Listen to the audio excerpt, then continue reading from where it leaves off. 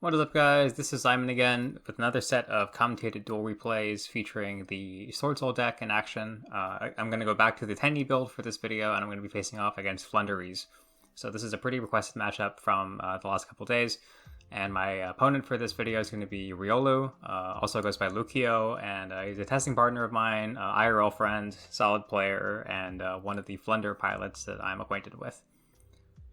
Before going to the actual match, there's been a lot of questions about which version is better, the hero build or the Tenyi build, especially now that Lithium has gotten his own video out about the Tenyi, or about the hero Swordsoul build, or Phoenix Swordsoul as I like to call it. And I honestly don't really know which one's better. I think they're both stronger than Pure in the TCG, and the reason for that is because, and I've touched on this in the past, but I feel like Pure tends to have the problem of lacking follow-up, where if you get interrupted, or even if you're forced to kind of trade resources and you have a sudden shift and it clears your own Xiangjian, you're top decking for resources next turn. And both the hero builds and the Tenyi builds kind of answer that in different ways. The Tenyi build, you have Tenyis that have a lot of resource recursion, you have Adhara to add back your starters, and you can also go into your Xiangjian with your Tenyis as ways to get back into the game. Whereas the hero build, you have the loop with Phoenix Enforcer and Ecclesia to give you engine every turn. And so those are both kind of very creative ways to solve this problem of, like, engine is, where's my engine after turn 3?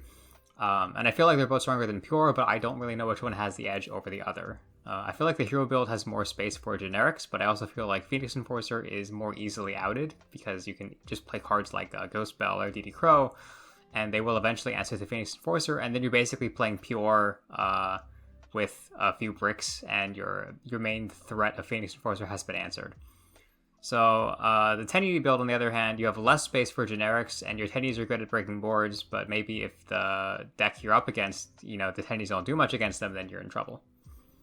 In my experience also in this matchup in particular, I've chosen to go with Tenyi for this one because I've tested the Phoenix Swordsoul build against Flunder, and it is not very fun. Phoenix just doesn't do much against this deck. They have a lot of ways to answer it, and the destruction removal from Phoenix Enforcer is really not that effective against Flundereeze. So yeah, let's just jump into game one.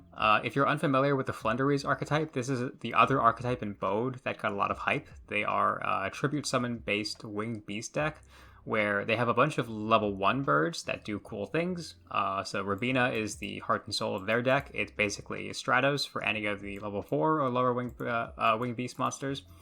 The other important one is Eaglin, which is the searcher for the high-level winged beast monsters. And then they have ways to kind of tribute summon repeatedly and lock you out of the game, including cards like Mega Ryza from out of archetype. And it's a pretty scary deck. So my opening hand is decent. The Imperial Order is not great going second, but the rest of this is pretty solid, and I do go second in this game. This is, I think, game 5 out of several matches that we did today, so just going to go ahead and go in.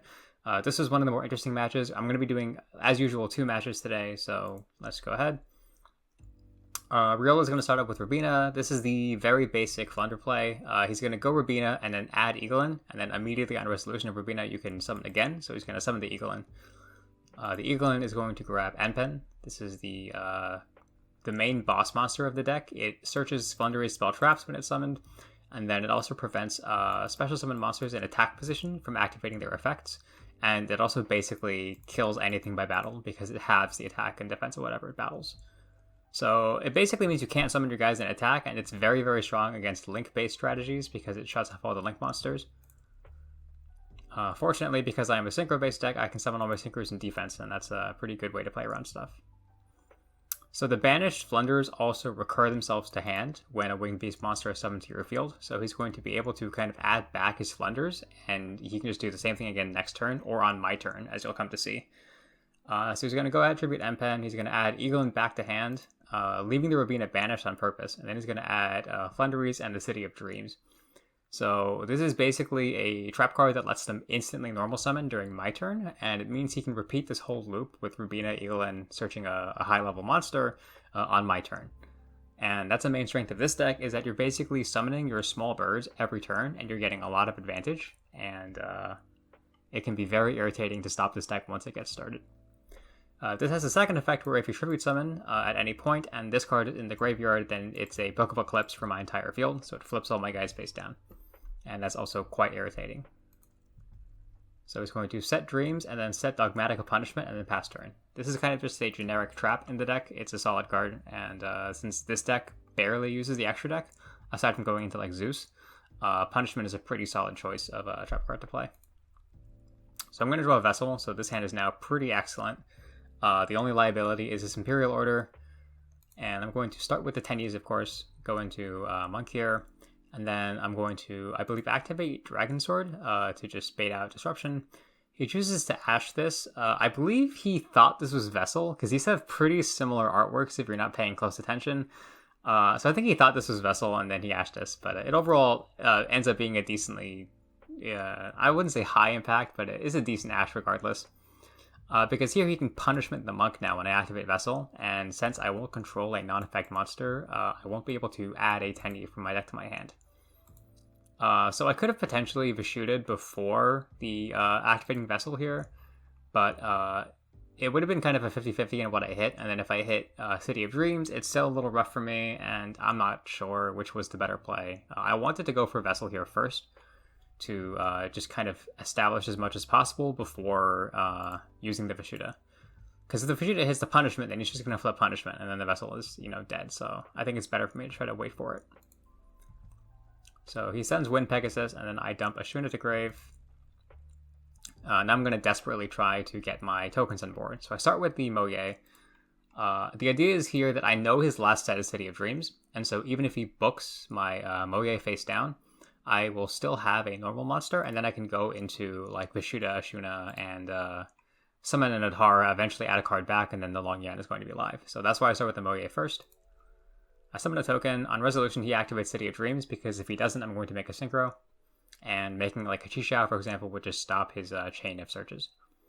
So now we get to see the strength of the Flunder deck. He's going to activate Dreams, and then get both Eaglin and Rabina. So it's going to be Eaglin 1, Rabina 2. And the reason he left the Rabina banished is because he can use it to protect this Eaglin from cards like... I guess not Gamma or anything, but effectively the Eaglin won't be Chainlink 1, so I can't like Ash this, because he'll have a Rabina Chainlink 2.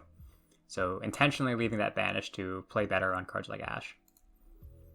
So he's going to add Empen, and then immediately normal summon Rabina on resolution of Eaglin. Rabina is going to grab, I believe, Stritch. Stritch is very good. It's a basically just a DD Crow when it's normal summoned. And this is strong against the Tenyi version, and it's also the reason why Phoenix Enforcer is pretty bad in the Flunder matchup, is because when you destroy your Phoenix Enforcer and it goes to grave, and then they can just banish it with Stretch. So he's going to summon Stretch immediately after this, because he can keep normal summoning as long as he keeps doing these effects. You can just keep, where is it? Yeah, immediately after it resolves, you can normal summon a Winged Beast monster. So all the little birds have this effect. And he's going to banish my Ashuna from grave, which is really annoying for me. And then when this resolves, he's going to tribute summon not Empen, but actually the Mega Ryza that he opened in hand. So this card is very strong. You may have seen this card got bought out when the Thunder archetype was revealed.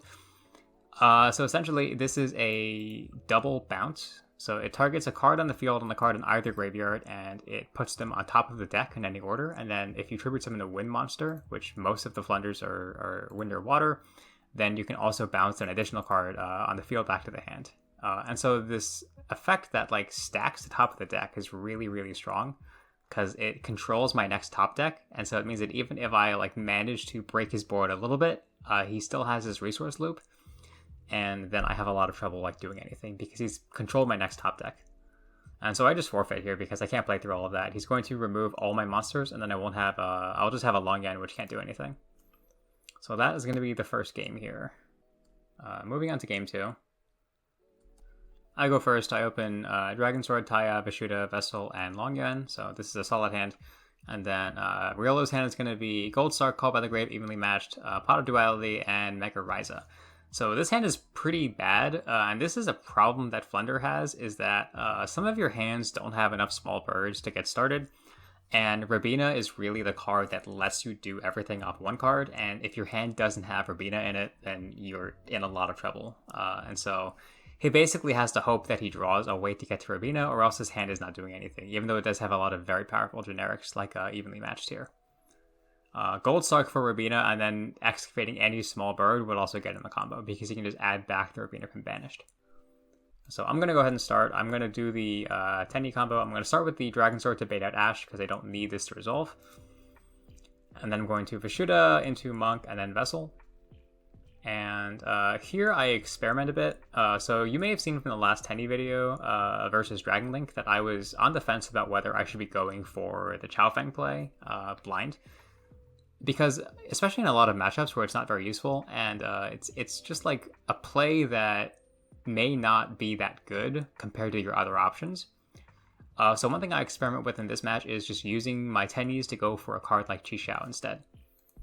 So I'm going to want to make these into a Chi Xiao, and then just try to get advantage, and then use my actual Swordsoul cards to go into other synchros. So I get a sudden shift off this, and then I go Taya, banishing my Dragon Sword, and I use this to modulate level, and I try to go into a 7 here. So I go into Riser Dragon. This is actually illegal because I am Worm Locked from Ashina. So we figured this out in the chat. I end up just reordering my plays, so we just rewind entirely. This line is never playing around Nibiru, because if you wanted to play around Nibiru, you would do the Light Chaofeng play instead. So I'm just committed to this route instead. I want to summon a different synchro in addition to my Chi Xiao, and I'm going to try to do that here to go for Riser Dragon. And this is to test out a tech card in the side deck that I'm playing for the Flunder matchup. So I use Taya to dump a Sudden Shift, because I already have my Tenyis that I want engraved. And then I use Riser to dump Necroroll Banshee. So I talked about this in the Tenyi section of the guide series, I guess, as a side deck option.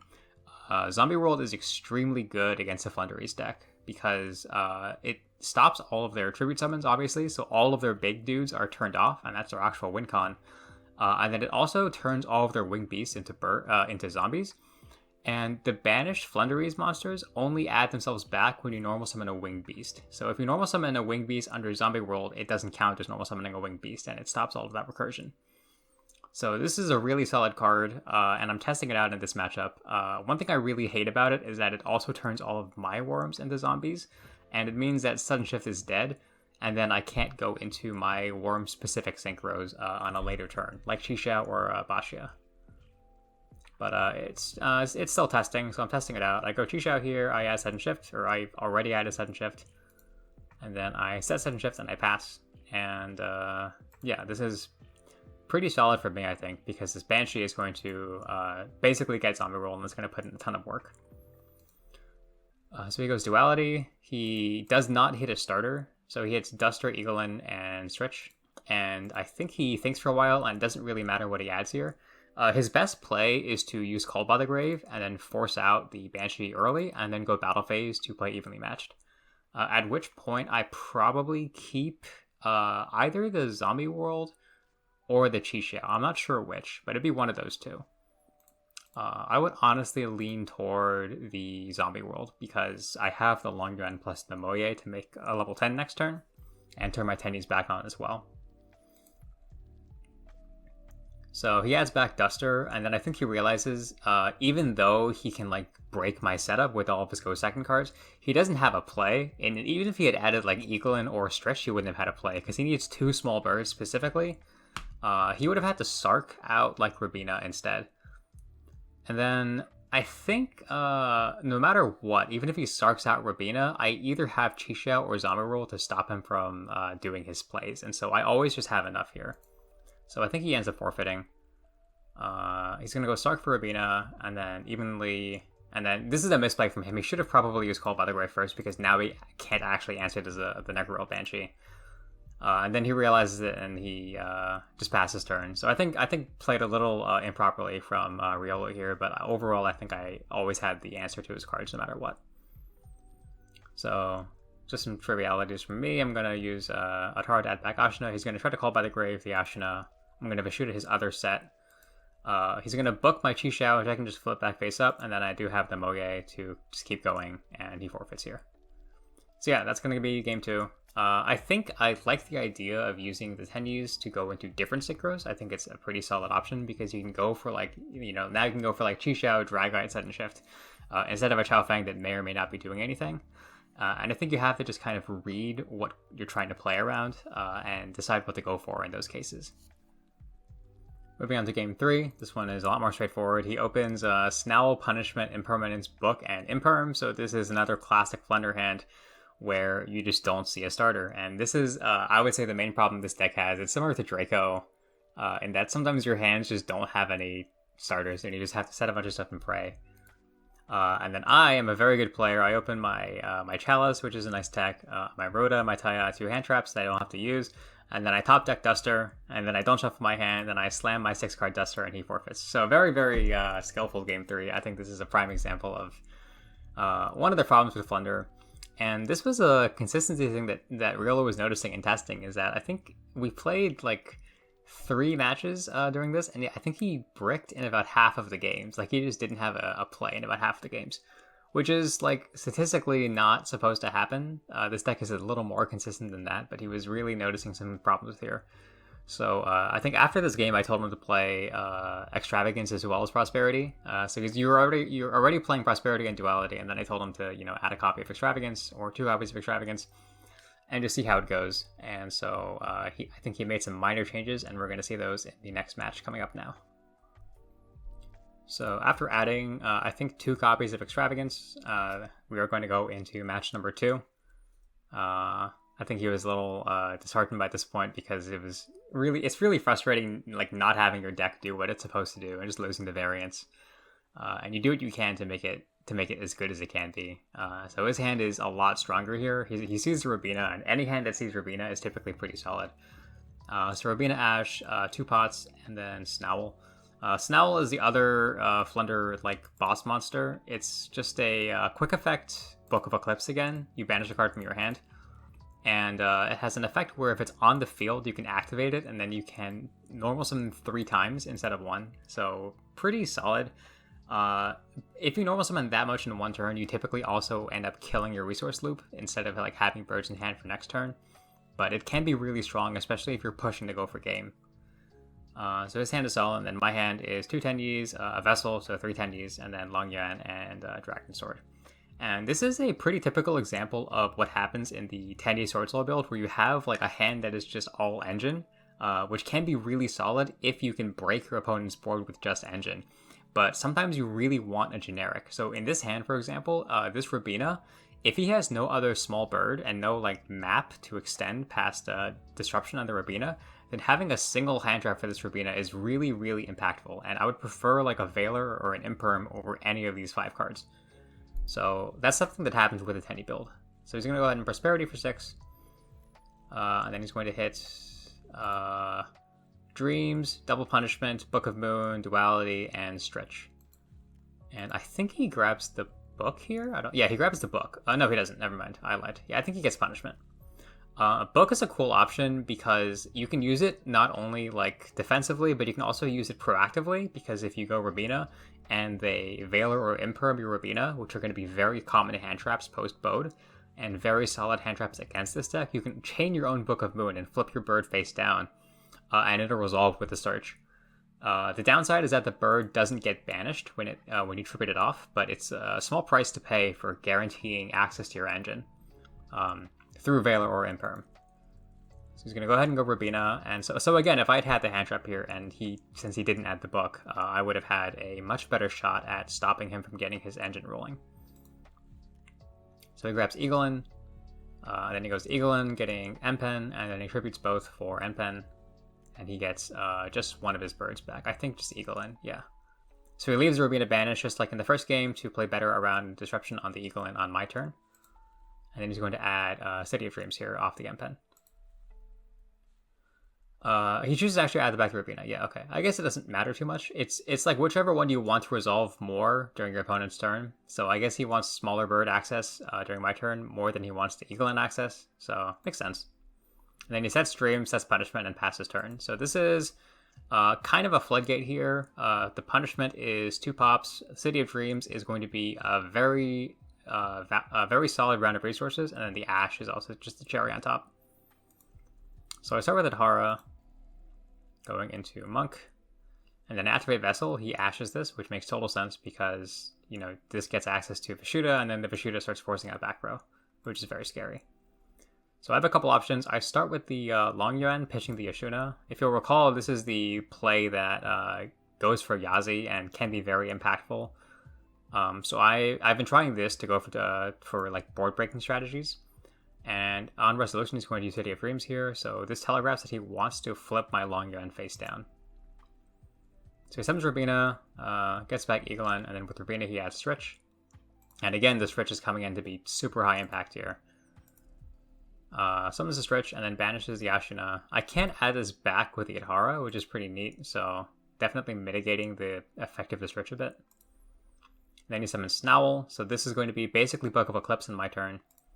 And off the Snowl summon, he's going to trigger City of Dreams because he trigger summoned, and he's going to flip my Xiangjian face down. So very irritating. This cuts off my access to Yazi now, and I have to come up with a way to extend into this board with only my Adhara plus Ashuna and the cards in hand. So I end up going Adhara to add back Ashuna, and then I banish Ashuna from hand to go for Vashuda here. And I know his last set is punishment, so the thought process here is I'm going to link off the Vashuda into a second monk, or I can link into even like a shaman, for example. And then I can use the Vashuda to force a punishment by bouncing it, and then my last play is going to be Dragon Sword for Taya for Basha to clear all this stuff. And then if you recall, Taya plus Taya into Basha will get Moye, and then I can just continue off from there. And I should be able to clear all of his cards and then end on Chixiao with Sudden Shift in hand and follow for next turn. So that was the thought process. Unfortunately, he still has the Snowl negate, and this is a huge problem for me. So he's going to very smartly use the Snowl here, and this is going to cut off the Vashuda completely. So now he gets to hold the punishment for my normal summon, which is hugely impactful. So I normal summon the Taya, and then he punishments on the normal summon. And he sends Wind Pegasus, and my cards remaining don't do much, so I set my Sudden Shift, and I pass. And I have to hope that this is enough. And then in main phase, he's going to Extravagance immediately. Goes down to 2 cards and extra, and then draws Book of Moon. And at this point, I should have probably just activated Sudden Shift on his 2 monsters. I think I was waiting a bit too long, and I overlooked the fact that Snowl has this first effect that lets him just normal summon a whole bunch. And so I let him do it, and that's a mistake. So now he gets 3 normal summons. And I should have probably just shifted much sooner. So he's going to go Eaglin, he's going to add back the other Eaglin, and then search Mega Ryza. And then on resolution, he's going to instantly normal summon the Apex. And then with his second normal summon, he's going to summon Rubina. And this Apex is now going to protect him from the Sudden Shift, and I'm basically doomed. So off Rubina, he's going to add back Stritch. And then add a copy of Toucan. Toucan is a card that recurs banished Flundereeze cards. And so what he's going to do now, he's going to summon the Toucan and add back his banished City of Dream. So he has a whole resource loop going here, and I'm down to almost no cards. He summons Mega Ryza, target stuff on field. He puts the Xiangjian back on top of my deck, and I'm going to attempt a Sudden Shift here to pop the Monk and 2 cards, and he's going to just chain Apex. And the play he chooses to do is he's going to put Xiangjian on top of my deck and return Ryza to his own hand, and the reason for this is so he can Ryza me again on my own turn. And this creates kind of a hand loop, almost like a Yada lock with Ryza, where you summon Ryza every turn and you control your opponent's top deck, and that's just devastating in this state where I'm on no cards. So he puts Ash back to the top of his own deck because he has everything he could ever want in his hand already. And then he goes his 3rd normal summon for Stretch. He banishes Empen from Grave to be able to add this back later off Toucan. And then he clears my entire board, more or less. Kills the Monk instead of the Vashuda. It doesn't matter at this point. My top deck is Xiangjian because he put it back top of deck, and then I have nothing, so I forfeit. So yeah, I think that replay is an excellent showing of what the Flundereeze deck tries to do every game, and how it can really be devastating to your opponent's resources if it gets going. Moving on to game 2, my hand is the Rhoda, 2 Sudden Shifts, Valor, and Desires. And then Riolo's hand is Extravagance, Duality, Empen, Book of Moon, and Map. So this card we haven't actually seen in action yet. This is an excellent card for the deck. If you have any Flundereeze in your hand, a level 1/1 that is, you can banish a different Flundereeze card from your deck, and then you can normal summon the card in your hand.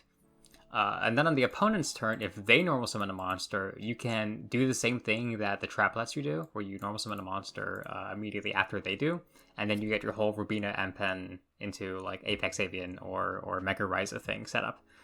So Map basically punishes your opponent for normal summoning. It's not as versatile as the trap on the opponent's turn, because the trap you can kind of choose when you want to use it. But Map's first effect gives you Engine. So essentially any small bird plus Map is your full combo, because you just banish Robina and you're set. So I go first. I'm going to Rhoda first for Moye. I think this was arguably a mistake. In retrospect, I could have gone for the play where I added Taya and then made Chixiao search the Reborn, and then Reborn Moye to end on like Chixiao plus Dragite plus Sudden Shift. And I can go for that because I opened 2 Sudden Shifts. So I think that was a possibility. Another possibility is I could have gone for... I can go Moye into Chixiao into the level 6 into Xiangjian. But I think because of the way things play out, I end up Desires. I use Desires here. My banishes are pretty solid. I banished the entire Zombie World engine, so that's a bit of a bummer. And then I draw Ashina and the 3rd Sudden Shift. So my hand has 3 Sudden Shifts right now, which is a bit weird. I summon the Ashina to go for this, and then I go Moye, summon a token. I go for Chixiao. Or no, I go for Dragite. That's right, okay. This game was a little weird. I think in retrospect, I should have just gone for Chixiao into Xiangjian, the level 10, and just discarded the Sudden Shift. I think that would have been probably the way to go. I don't remember what my exact thought process was, but I felt like having Dragite plus a Sudden Shift set would be pretty safe against this deck, because I felt like he was siding cards that were kind of blowouts, and I wanted a way to stop a card like evenly matched. And ending on Chixiao plus Xiangjian doesn't really do that. And so, again, just kind of experimenting here. I feel like if I have Sudden Shift for my Ashina and then like maybe his Fuel Spell on another card, I feel safe. And then the Dragite stops whatever blowout he has. So I get a draw off the Moye, I draw another Moye, so if I can survive a turn, then that's follow-up. I said both Sudden Shift. There's not really a good reason to do this. I should have probably just set one, and then I pass. So he draws Robina for turn, so instantly this match, he's opening a lot better. Probably just confirmation bias, but yeah, evidently this new build is more successful or something. In standby, he's going to use Book of Moon to force the Dragite, which is smart because now we get Extravagance at start of main 1. So he's going to use Extrav to draw Evenly Matched and Prosperity, so I get super punished here by setting 2 cards, and yeah. Fortunately, it means that if I had gone for the Xiangjian play, it would have probably also been really bad for me anyway. So overall, I don't think it would have made a huge difference. So he hits 3 cards off the duality. He adds Impermanence instead of the Eaglin, which I think is a little interesting. And I think because he has Map already, he feels pretty safe. He doesn't need to add the Eaglin here. And he's going to go Battle Phase and Evenly Matched and force out all my stuff. I have to kind of keep either a monster or the Dragite, and I choose to keep the Dragite because this could come into play next turn to negate one of his traps. The Flunder deck has trouble like getting rid of cards that are already on the field unless you go for Ryza, and then the problem if you go for Ryza is that you don't really have a guaranteed disruption on your opponent's turn with your Map or with your City of Dreams. So he's going to go Map, revealing the Rubina, banishing Eaglin, and then he's going to get both Rubina and Eaglin. I'm going to, I believe, Valor his Eaglin here. He's going to grab Stretch off Rubina and then try to Eaglin, and then I'm going to Valor it because the only thing that lets him keep playing if I Valor his Eaglin is him hard opening a high-level Flundereeze or a high-level monster to tribute summon. And I'm very unlucky, so he does have one. So his hand is excellent this game. This just played through everything pretty much. And he hard opens M-Pen, and then this M-Pen is going to get his whole engine running again. So he gets City of Dreams, he adds back Rubina. He's going to be able to set City of Dreams and Impermanence, and then just pass turn to me. So that one basically as well as I could have gone for him. My top deck for turn is Chalice, and Chalice is a pretty solid choice against this deck because when they start normal summoning their small birds on your turn, you can just Chalice one of their starters, and it ends up being pretty high impact.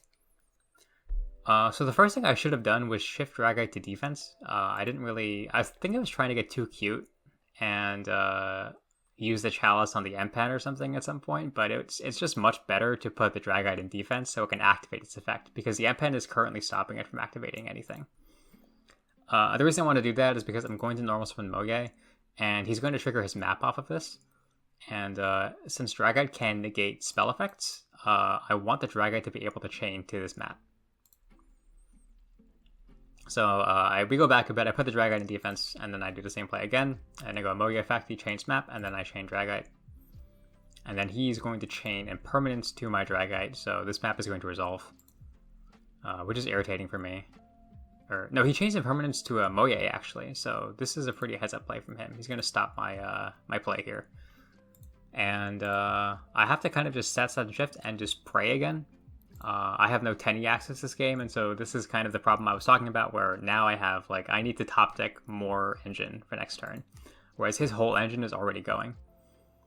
So I know his last set is City of Dreams, and I try to bait it by ending turn, and he doesn't take the bait.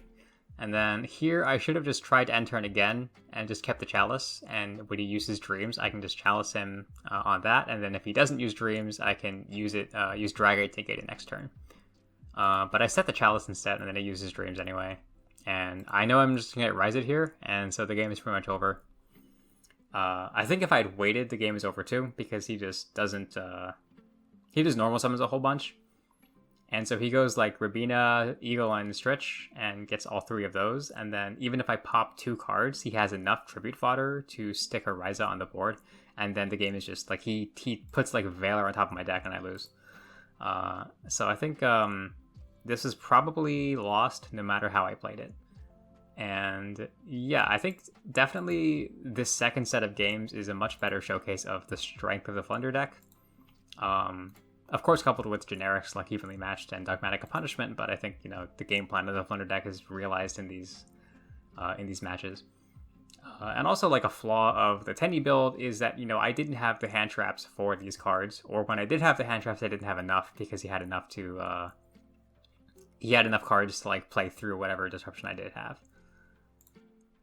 But yeah, overall, I think I had a fairly positive win record against this deck in general. The second match, however, definitely went a lot more strongly in the Flunder player's favor. Yeah, I think that's gonna do it for this video. I did try a lot of interesting things in this one. Like, I didn't really go for conventional routes because testing is for testing, and you should try to be doing kind of the jankier stuff that you wouldn't want to do in a tournament setting. So yeah, leave feedback, I guess, especially how you think the Tenyi build is going to be, like, best utilized. Because, you know, at first I was like, oh, it's really cool because you can do these Chaofeng plays. And now I'm leaning more towards the side of, like, oh, I'm going to use these Tenyis to be more level 8 synchros instead of always going for Chaofeng every time. Because I don't think Chaofeng wins me games in these games either, you know. I think they actively would have hurt me. Because, like, Nibiru and Gamma just haven't shown up at all this entire match. But yeah, that's going to do it. I think this one was a bit more rambly. Hope you don't mind that. And no other videos lined up for the time being, but if anything comes out that I'm interested in, I'll probably post a video on that. So just stay tuned, like and subscribe as usual, leave feedback in the comments, and I will see you next time. Peace.